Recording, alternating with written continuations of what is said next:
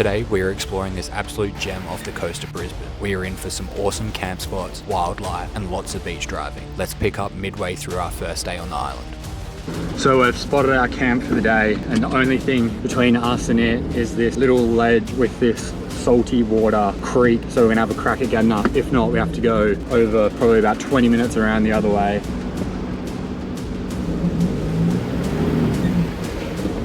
Ooh. Which wheel was that? What wheel was that? I don't know, I was looking. Alright, trying again.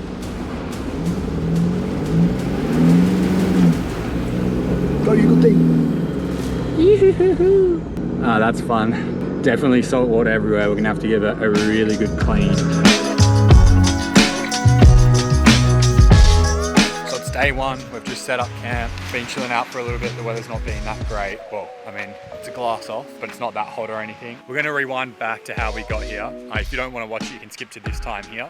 But if you want to watch how you get here and a little bit of what it's like, tune in. So I've just grabbed a bag of firewood. We have been chilling around here for like 2 hours or something, because if you're going on the Moreton Bay adventure over there, they have like an automatic gate and it only opens an hour before, so you can't really park there. So we just let the tires down. The ferry's just backing up now, and when we got to the guide, we realized that I accidentally only booked for one person instead of 2 people, so Laura's can't come anymore. No kidding, we just paid for an extra person, which was like $35 extra each way. So for the ferry for a ute, it is about $350 for 2 people there and back. And the permit. But that doesn't include camping. Then we just have to pay per night for camping. Alrighty, we made it.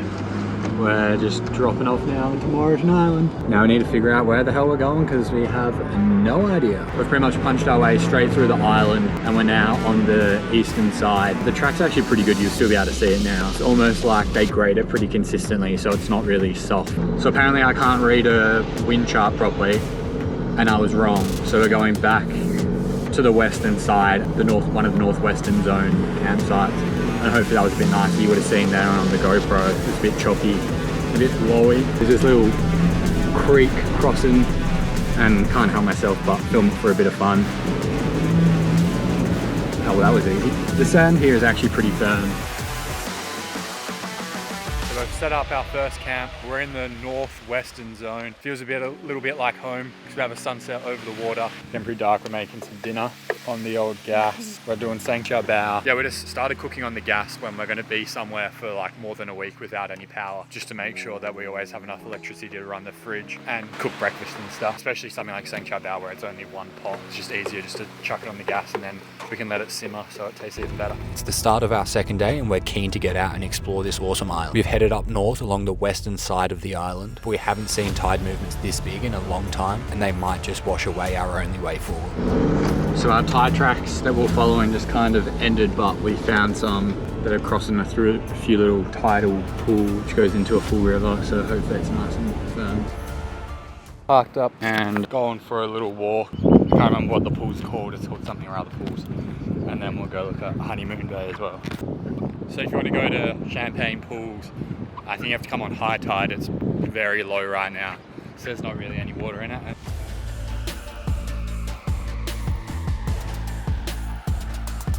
We continued on exploring, but if you ever come here yourself, make sure to keep your eyes peeled for the wildlife. So I've come all the way around the northern tip, and we're now on the east side. We're going to cut back over to the west side. The sea breeze has started to come in. We're going to chill out, make some lunch. So we're now back on the western side, and you can see just how nice it is. It's actually crazy. And then up there on the right, you'll see from the roof, that's the Shipwrecks. So this is a bit of a warning. Make sure you plan where you want to go each day on the island, because the tides really do affect it, especially the western side, the inland side. You really can't go much further than the resort unless you go on the eastern side and then drive down and then drive back across. We almost just got pinched, and then I would have had to drive into the water to do a Yui. And I just put her hand on her mouth because there's a humongous turtle that is very dead. A little bit later in the Alba now, and we're just set up camp. Pretty nice camp. 4 or 5 camps up from the last one we went to. The camps on the western side are just amazing. Sunsets over the calm glassy water with a campfire. What more could you want? So it's the next morning, we're packed up almost. This is the camp. It's looking nice today. Plan is either to punch down south and then east for a surf, or we're just gonna go all the way to the south side, check out this side of the island. So after you hug the coast for quite a while, it then takes you inland, which is where we are now. The track's been pretty good, but on the coast, because the tide comes up so high, you are on an angle and it can be pretty slippery and soft, kind of pushing you towards the water. So definitely make sure you hit that on very low tide. So here's a bit of a reference for the only real obstacle we've come across, just these little ruts. So the forward driving's been pretty good so far. Yeah, it's been pretty chill, but it is still fun. I mean, especially if you're from like Sydney or something, you get to do basically beach driving for a few days straight. So just going for a walk, there's a bunch of these like old army bunkers on the beach, which is pretty cool. Look at this. Oh, I don't like this. This feels weird. So we just had a beer at the pub and got some calamari, which was delicious. It was not too expensive either, which was good. We just flew the drone around and got some cool stuff of some whales.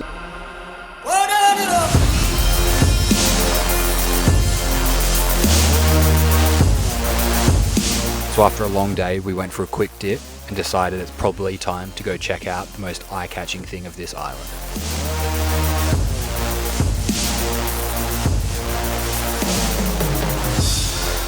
That's pretty much a wrap on our video at Moreton Island. You can see the sun's going down behind us. I wasn't as action-packed as we were hoping for, but it was still a bit of fun, nice and relaxed. The next episode will be FRASER Island, so we'll see you there.